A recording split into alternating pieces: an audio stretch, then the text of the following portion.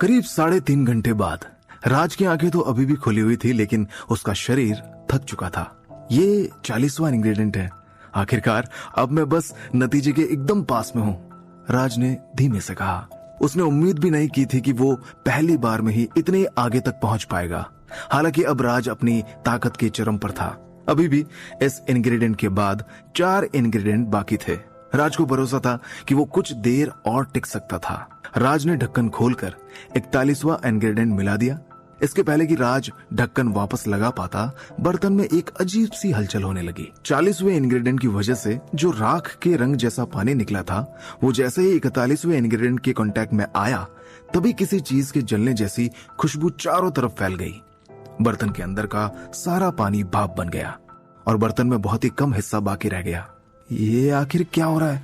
क्या मैं नाकामयाब हो गया? राज ने मन ही मन सोचा। जब से राज ने शुरुआत में पानी मिलाया था, तभी से उसे शक था कि उसकी शुरुआत ही गलत हुई और वो तभी नाकामयाब हो चुका है। हालांकि 41वें इंग्रेडिएंट को मिलाने तक राज को कोई गड़बड़ महसूस नहीं हुई थी, इसीलिए उसके भीतर उम्मीद की किरण अभी तक जिंदा थी। राज के अंदर दाव लगाने की काबिलियत थी। वो उम्मीद के भरोसे कायम था। लेकिन अभी जो हुआ उसे देखकर राज के होश उड़ चुके थे। उसकी उम्मीद अब धीरे धीरे टूटने लगी थी।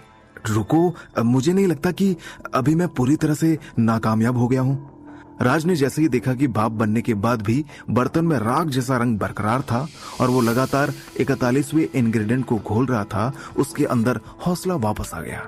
यार, मैं ऐसे हार नहीं मान सकता। आखिर उम्मीद ही तो इंसानों को बाकी लोगों से अलग बनाती है। उम्मीद पर दुनिया टिकी है। राज ने दिल पर हाथ रखकर सोचा। राज समझ चुका था कि उसे अभी के अभी कुछ अलग करने की जरूरत थी, वरना वो पक्का नाकामयाब हो सकता था। असलियत तो ये थी कि 41वां इंग्रेडिएंट ही वो इंग्रेडिएंट था जहां आकर थकान मिटाने वाली दवाई बनाना कठिन हो जाता था, क्योंकि इस मुकाम पर आने के बाद थकान मिटाने वाली दवाई अपने आखिरी पड़ाव पर आ जाती थी। इसके बाद के इंग्रेडिएंट बस फिनिशिंग टच देने के लिए ही थे, जिनमें से शुरुआती 2 इंग्रेडिएंट मजबूती के लिए, जबकि आखिरी 2 इंग्रेडिएंट नरमी देने के लिए थे। इन चारों इंग्रेडिएंट का इस्तेमाल असल में थकान मिटाने वाली दवाई को साफ करने के लिए किया जाता था। मुझे लगता है कि दवाई को साफ करने वाला जो स्टेप दिया था, वही सबसे अहम स्टेप है। अगर इसे ठीक से ना किया जाए तो शायद ये दवाई ना बनकर बस एक सूप रह जाएगा। इसे पीकर भले ही अच्छा लग सकता है, लेकिन इसका असली मतलब निकल कर नहीं आएगा। राज ने शल्य के मेथड के बारे में सोचा। उसे समझ आ चुका था कि प्योरिफिकेशन स्टेप के बाद ही ये चीज एक दवाई बनकर सामने आएगी, और 41वां इंग्रेडिएंट ही वो इंग्रेडिएंट था जो इस पूरे प्रोसेस को आगे बढ़ाएगा। हालांकि राज का दिमाग अभी ये नहीं सोच पा रहा था कि नाकामयाबी से बचने के लिए उसे क्या करना चाहिए। काश शल्य भी मेरे साथ होता, हम दोनों मिलकर ये दवाई बना रहे होते, फिर तो मैं करिश्मा करके दिखा देता। अब तक मेरे पास थकान मिटाने वाली अपनी खुद की दवाई होती, राज ने अफसोस जताते हुए सोचा। राज के पास शल्य जैसी कोई भी काबिलियत नहीं थी। शल्य दवाइयां बनाने में माहिर था, जबकि राज तो अभी बस एक स्कूल का लड़का था। पानी बहुत तेजी से भाप बन रहा है, मुझे इसे कैसे भी करके रोकना होगा। क्या मैं थोड़ा सा पानी और मिला दूं? राज हर नजरिए से सोचने की कोशिश कर रहा था। ऐसे में उसने थोड़ा सा पानी और मिलाना ही ठीक समझा।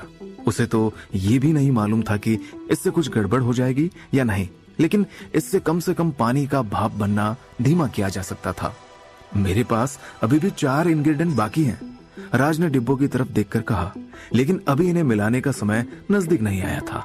हालांकि अभी उसके रूममेट को लौटने में काफी समय बाकी था। असल बात तो ये थी कि अगर उसका रूममेट उसे ये सब करते देख लेता तो इस बात में कोई शक नहीं था कि रोहन राज को पागल समझता और उसके हाथ पैर बांधकर किसी पागल खाने भेज देता। लेकिन रोहन राज के लिए बहुत मायने रखता था। पूरी स्कूल में एक रोहन ही था जिसे राज की परवाह थी। शायद मुझे सारे इंग्रेडिएंट एक बार में ही डाल देने चाहिए, क्योंकि अब जब मैं नाकामयाब हो ही गया हूं तो इससे भी कोई फर्क नहीं पड़ने वाला। कम से कम ये काम जल्दी खत्म होगा और इसका अनुभव मेरे साथ रहेगा। राज ने एक आखिरी फैसला लेकर सोचा।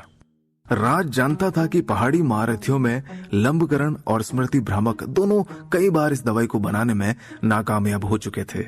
इतना नौसिखिया होने के बावजूद भी अगर राज इस दवाई को पहली बार में ही बना लेता तो कोई करिश्मा ही ऐसा कर सकता था। राज ने बर्तन का ढक्कन खोला और उसमें से बचे हुए चारों इंग्रेडिएंट एक बार में ही डाल दिए। जिसके बाद बर्तन में आग और बर्फ जैसी चीजें एक साथ चमकने लगी। दवाई को मजबूती देने वाले दोनों इंग्रेडिएंट लाल रंग निकाल रहे थे। ऐसा लग रहा था जैसे उनमें आग लगने वाली हो। वो बहुत जल्दी उबल रहे थे और उनमें से तेज भाप निकल रही थी, जबकि दवाई को नरमी देने वाले इंग्रेडिएंट नीला रंग निकाल रहे थे। पानी 2 हिस्सों में बंट चुका था और ठंडे इंग्रेडिएंट गर्मी को शांत करने की कोशिश कर रहे थे। ठंडा और ठंडा हो रहा था, जबकि गर्म और भी गर्म। इसके बाद भी दोनों आपस में मिल नहीं रहे थे। ये सब राज की आंखों के सामने था। अब मैं इन्हें अलग भी नहीं कर सकता। राज के दिमाग में ये ख्याल लगातार चल रहा था और उसने इंडक्शन का टेम्परेचर बढ़ा दिया ताकि ठंडा हिस्सा भी उबलने लगे। टेम्परेचर बढ़ाने के साथ ही भाप और तेजी से बनने लगी। 1 मिनट के भीतर ही बर्तन में बहुत कम पानी बचा रह गया। राज समझ चुका था कि अगले 10 सेकंड में ये बर्तन पूरी तरह से खाली हो जाएगा। आखिरकार मैं कामयाब हो ही गया, राज ने हंसते हुए कहा। वो शुरू से ही इसके लिए तैयार था, इसीलिए उसे अपनी नाकामयाबी से कोई खास फर्क नहीं पड़ रहा था। राज ने इंडक्शन बंद करने के लिए अपना हाथ बढ़ाया, क्योंकि वो जानता था कि थोड़ी देर में बर्तन जल सकता था। लेकिन राज ने बीच में ही अपना हाथ रोक लिया। राज ने देखा कि भले ही पानी भाप बन रहा था, लेकिन वो अब अलग अलग रंग का नहीं था। लाल और नीले पानी ने मिलना शुरू कर दिया था। आखिर ये क्या हो रहा है? क्या अभी भी कुछ बचा है? राज ने मनी मन सोचा। उसके पास इस समय कोई जवाब नहीं था, इसीलिए राज ने इंडक्शन बंद नहीं किया और इसकी जगह उसने टेम्परेचर और भी ज्यादा बढ़ा दिया। अब उसका सब कुछ दांव पर लग चुका था। अब उसके पास हारने के लिए कुछ भी नहीं था, इसीलिए वो बिना किसी झिझक के इस मेहनत का नतीजा चाहता था। उसे लग रहा था कि शायद अभी भी कुछ हो सकता था। राज अब धुएं में लाठी चला रहा था। राज को उम्मीद थी कि सब कुछ भाप बनने के पहले ही उसे कुछ न कुछ हासिल हो ही जाएगा। जैसे ही टेम्परेचर बढ़ा, बर्तन से एक अजीब सी आवाज आने लगी। बर्तन के अंदर आग और बर्फ एक साथ मिलती दिखाई दे रही थी। बर्तन उबल रहा था और उसमें वाइब्रेशन होने लगा था। अब मुझे कुछ दिखाई भी नहीं दे रहा। राज के सामने एक मौका ऐसा आ चुका था कि भाप के कारण बर्तन के अंदर कुछ भी दिखना बंद हो चुका था। बर्तन के ढक्कन पर भी गंदगी की एक परत जमा हो गई थी। बर्तन में से अब उबलने की आवाज आ रही थी। राज हर सेकंड बस आवाज और आवाज ही सुन पा रहा था। राज ने अपने जेब से फोन निकाला और उसमें समय देखने लगा। अब जब वो बर्तन के अंदर की हलचल नहीं देख सकता था, तो उसके पास समय देखने के अलावा कोई और ऑप्शन नहीं बचता था। वो 5 मिनट बाद इंडक्शन बंद करने का सोच चुका था। 30 मिनट 20 सेकंड बाद अचानक ही एक तेज प्रेशर से बर्तन का ढक्कन उछल गया। बर्तन के अंदर से काला धुआं निकला और चारों तरफ फैल गया। इस धुएं की गंध बहुत ही जानलेवा थी। आखिर ये कैसी बदबू है? मुझसे तो सांस लेती नहीं बन रही, राज ने खांसते हुए कहा। उसने अपनी नाक अच्छे से बंद कर ली थी। वो नहीं चाहता था कि इस धुएं से उसको कोई भी नुकसान हो, क्योंकि उस धुएं में बहुत सारी चीजें एक साथ मिली हुई थी और उसे सुनकर किसी का भी जी मचल सकता था और उसे उल्टी हो सकती है। अरे बाप रे, अब मैं इसे और नहीं झेल सकता। राज ने अपनी नाक बंद किए हुए ही इंडक्शन बंद कर दिया। नाक बंद होने के बावजूद भी उस तक धुएं की बदबू पहुंच रही थी। राज कुछ भी करके इस बदबू से पीछा नहीं छुड़ा पा रहा था। इससे निपटने के लिए राज को एक ही तरीका सूझा। वो दौड़कर खिड़की के पास गया और उसे खोल दिया। अब तक राज को समझ आ चुका था कि अगर उसे थोड़ी देर और ताजी हवा नहीं मिली तो शायद उसके रूममेट को उसकी लाश उठानी होगी और उसकी मौत की जिम्मेदारी ये दम घोटने वाली बदबू होगी। खिड़की खुलते ही काला धुआं फैलने लगा और धीरे धीरे कमरे से धुआं गायब होने लगा। मैंने इतनी बुरी बदबू आज तक महसूस नहीं की। मैं ऐसे कभी नहीं भूल सकता, राज ने राहत की सांस लेकर कहा। राज की नाक में धुएं की बदबू इतनी बुरी तरह बस गई थी कि कम से कम 3 दिनों तक ये बरकरार रहने वाली थी और शायद इस बदबू के साथ राज खाना भी नहीं खा सकता था। इस नाकामयाबी का नतीजा तो बहुत ही भयानक था। इस धुएं को तो हथियार की तरह इस्तेमाल किया जा सकता है। इस धुएं को कैद करके अगर मैं अपने किसी दुश्मन पर छोड़ दूं तो वो जिंदगी भर मुझसे पंगा नहीं लेगा, राज ने हंसते हुए सोचा। जमीन पर अभी भी बर्तन का ढक्कन गोल गोल घूम रहा था। हालांकि राज को और कमरे को कोई भी नुकसान नहीं हुआ था। अगर धोखे से भी कुछ अनहोनी हो जाती तो राज को इसकी बड़ी कीमत चुकानी पड़ सकती थी। राज ने जैसे ही बर्तन के ढक्कन को उठाया, उसे अचानक बहुत ज्यादा थकान महसूस हुई। वो पिछले 4 घंटे से लगातार मेहनत कर रहा था, जिसका शायद उसे कोई अच्छा नतीजा भी नहीं मिल पाया था। इसके बाद राज अपनी टेबल पर जाकर बैठ गया। थोड़ी देर यूं ही बैठे रहने के बाद उसने दोबारा अपनी नाक बंद की और बर्तन की तरफ गया। वो देखना चाहता था कि नाकामयाबी के बाद उसकी दवाई का क्या हाल था। बर्तन के अंदर पानी की बस एक छोटी सी परत दिख रही थी, जिसका रंग एकदम काला था, लेकिन उसके आर पार देखा जा सकता था। उसकी गंध भी बहुत तीखी थी। ये तो तिल के पेस्ट की तरह दिख रहा है, लेकिन ये ट्रांसपेरेंट है और इसकी गंध भी काफी तीखी है, लेकिन ये कैसे? राज ने बर्तन को देखकर सोचा और तभी राज को अचानक याद आया और उसने तुरंत अपनी नोटबुक बाहर निकाली। अपनी नोटबुक में वो शल्य की दवाई की विधि देखने लगा। उसमें लिखा था कि दवाई का रंग काला होगा और वो ट्रांसपेरेंट होगी। उसकी गंध भी काफी तीखी होगी। शल्य ने थकान मिटाने वाली दवाई के बारे में जैसा लिखा था ठीक वैसा ही कुछ राज के सामने मौजूद था। कहीं मैंने सचमुच दवाई तो नहीं बना ली? राज हैरान था। उसके पास अब कोई जवाब नहीं था। क्या राज इस दवाई को खुद खाकर देखेगा? अगर दवाई सही नहीं निकली तो राज के साथ क्या होगा? क्या कोई उसकी मदद करने के लिए आगे आएगा? लेकिन मैंने तो सारा काम अपने हिसाब से ही किया था। मैंने दवाई बनाने के आखिरी स्टेप तो ठीक से फॉलो भी नहीं किए। इसके बावजूद भी क्या मैं वाकई कामयाब हो गया? राज बर्तन में रखी दवाई को देखकर सोच में पड़ चुका था। क्या मुझे ऐसे खाकर देखना चाहिए? आखिरकार मैंने इस पर अपने 3.5 घंटे बर्बाद किए हैं। राज के दिमाग में यही ख्याल बार बार दौड़ रहा था। थोड़ी देर सोचने के बाद राज ने अपना मन बना लिया था। एक अनजान चीज को चखने का डर जादुई दवाई की असलियत जानने के उत्साह से हार चुका था। राज जानता था कि ज्यादा से ज्यादा उसे अस्पताल में भर्ती होना पड़ेगा, जहां उसके पेट से दवाई निकाल ली जाएगी। लेकिन राज इतना भी लापरवाह नहीं था। उसने सबसे पहले अपना फोन बाहर निकाला और उसमें रूममेट का नंबर खोलकर रख लिया। अगर दवाई खाने से कुछ भी गड़बड़ होने वाली थी तो राज बड़ी आसानी से अपने रूममेट को बुला सकता था। पहले तो राज ने यह भी सोचा था कि वो डायरेक्ट इमरजेंसी में फोन लगाएगा, लेकिन उसमें इतनी हिम्मत नहीं थी। और अगर राज फोन पर कुछ कह नहीं पाता तो शायद इमरजेंसी वाले उसकी कुछ भी मदद नहीं कर पाते। इससे राज को बहुत बुरे परिणाम भुगतने पड़ सकते थे। लेकिन राज को रोहन पर भरोसा था। रोहन से राज कुछ भी शेयर कर सकता था और ऐसे समय रोहन उसकी मदद करने में जरा भी झिझकता नहीं। चलो अब इसे चेक कर देखते हैं। अगर मैंने इस दवाई का बस एक ही घूंट पिया तो शायद मैं मरूंगा तो नहीं। राज ने दवाई की तरफ देखकर सोचा। 45 इंग्रेडिएंट मिलने के बाद भी सिर्फ 5 चम्मच बराबर दवाई बनी थी, लेकिन इन 5 चम्मचों की कीमत लाखों की हो सकती थी।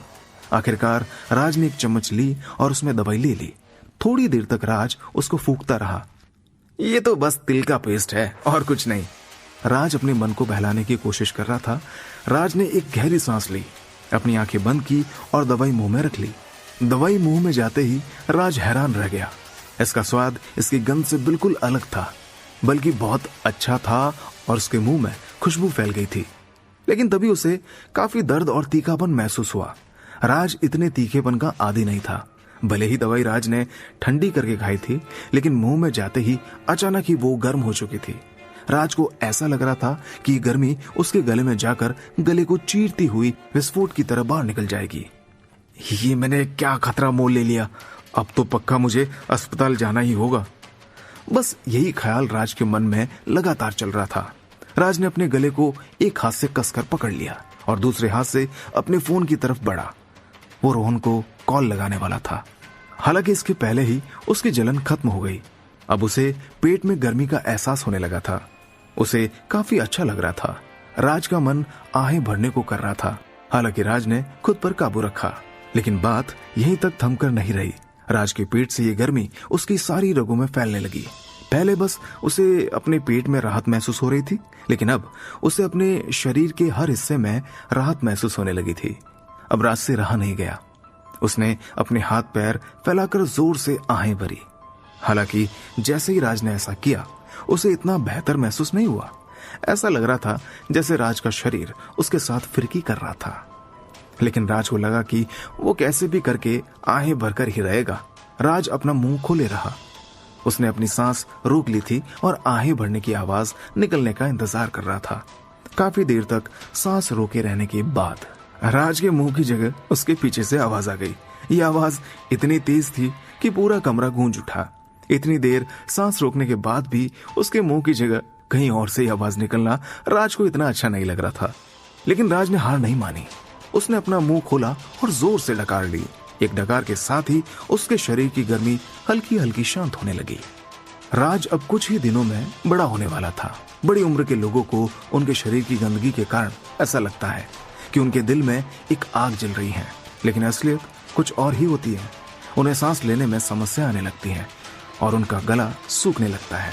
लेकिन इस समय राज ने जैसे ही डकार ली थी, उसे ऐसा महसूस हुआ कि उसके शरीर की सारी गंदगी बाहर हो गई थी। उसे काफी तरोताजा महसूस हो रहा था। ये तो काफी अलग और आरामदायक है। मुझे अपनी हर सांस में ताजगी महसूस हो रही है। ऐसा लग रहा है जैसे मैं सुबह सुबह किसी जंगल में ताजी हवा के बीच घूम रहा हूँ और सारी ठंडी हवा मेरे अंदर समा रही है। राज दवाई के इफेक्ट से काफी खुश था। डकार लेने के बाद दवाई ने अपना असली असर दिखाना शुरू किया। ऐसा लग रहा था कि राज के शरीर में कोई विस्फोट होने वाला था। अचानक ही राज के शरीर में बहुत सारी शक्ति बहने लगी और ये चीज लगातार बढ़ती जा रही थी। राज को अपने पूरे शरीर में अजीब तरह की खुजली होने लगी थी और पिछले 3.5 घंटे की थकान पूरी तरह से गायब हो चुकी थी। ये दवाई तो वाकई अपना कमाल दिखा गई।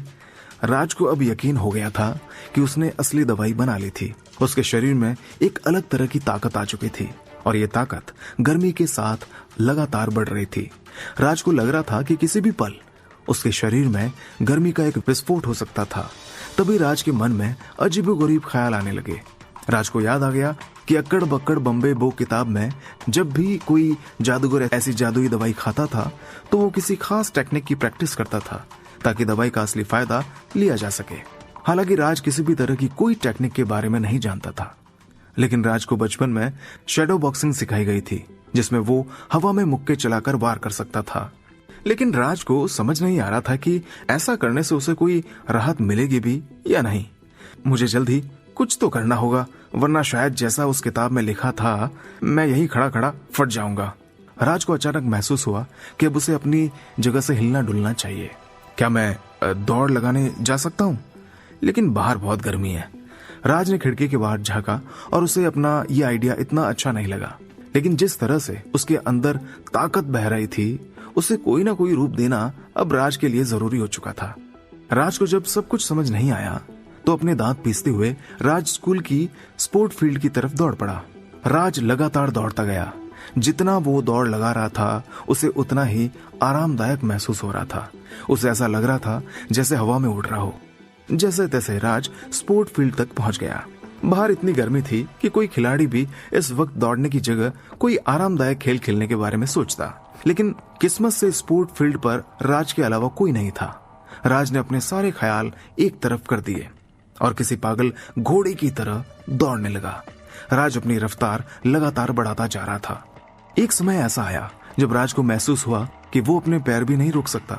हर मोड़ पर उसे ऐसा लगता जैसे वो बिना रुके जमीन पर खिसकते हुए मुड़ जाता था। बिना किसी मेहनत के राज ने पूरी ताकत से 3 चक्कर पूरे कर लिए, जबकि ट्रैक 1500 मीटर का था। इसके बाद भी राज को जरा भी थकान महसूस नहीं हो रही थी, बल्कि उसे तो और भी हल्का महसूस हो रहा था। वो जितना दौड़ता उसे उतना ही आरामदायक महसूस हो रहा था। अब तो ये बर्फीला मोती भी मेरे बॉडी टेम्परेचर को कम नहीं कर पा रहा। राज ने इतनी मेहनत कर ली थी कि उसके गले का बर्फीला मोती अब किसी काम का नहीं बचा था। उसके पूरे शरीर से पसीना बह रहा था। राज के पूरे कपड़े पसीने से तरबतर हो गए थे। लेकिन इस सब के बाद भी राज को काफी अच्छा लग रहा था। पसीने की हर बूंद के गिरने पर राज को और हल्का महसूस हो रहा था। हर सांस के बाद राज को अंदर ठंडक महसूस हो रही थी। राज इतनी मेहनत के बाद भी अंदर से एकदम शांत था। उसे लग रहा था जैसे वो बस कहीं शांति से बैठा हो और नजारों का मजा ले रहा हो। उसे अपना दौड़ना भी अब महसूस नहीं हो रहा था। उसके पैर अपने आप चल रहे थे। उसे दौड़ने के लिए कुछ भी नहीं करना पड़ रहा था। थकान मिटाने वाली दवाई कोई ऐसी दवाई नहीं थी जिसे खाकर कोई भी आराम से सो जाए। इसे खाकर तो सभी जादूगर किसी खास टेक्निक की प्रैक्टिस किया करते थे, लेकिन राज में ऐसी कोई खासियत नहीं थी, इसीलिए उसके पास दौड़ने के अलावा और कोई चारा नहीं था। एक के बाद एक राज लगातार चक्कर काटता गया। शुरू में तो राज अपने चक्कर गिन रहा था, लेकिन अब इस सब का कोई मतलब नहीं बचा था। उसे तो ऐसा लग रहा था जैसे वो अभी की हालत में पूरी पृथ्वी का चक्कर काट सकता था। दौड़ राज, दौड़। राज के दिमाग में फिलहाल बस एक ही ख्याल चल रहा था। वो तब तक नहीं रुकना चाहता था जब तक दवाई का असर उसके शरीर पर हो रहा था। बिना गिने ही राज न जाने कितने चक्कर काट चुका था, शायद 30 या शायद 40 या शायद उससे भी ज्यादा। एक लंबे समय के बाद राज रुक गया। इतने देर तक दौड़ने के बाद भी उसकी सांस बिल्कुल आम तौर पर चल रही थी। उसे रत्ती भर भी थकान महसूस नहीं हो रही थी। किस्मत से थकान मिटाने वाली दवाई का असर अब कम हो चुका था। अब सिर्फ दवाई उसके शरीर को राहत दे रही थी। मैं तो पूरा पसीने से भीग गया, लेकिन इस सब के बाद भी मुझे जरा भी थकान नहीं लग रही, ना ही मेरे पैरों में जरा भी दर्द हो रहा है। ये दवाई तो कमाल की थी। मैंने अपनी पूरी जिंदगी में कभी ऐसा महसूस नहीं किया। राज ने अपने कपड़ों को देखकर कहा और अपनी शर्ट निकाली। कहीं जोश जोश में इतना दौड़ने के बाद राज को कोई नई परेशानी का सामना तो नहीं करना पड़ेगा। क्या राज इस सब के बारे में किसी को बता पाएगा?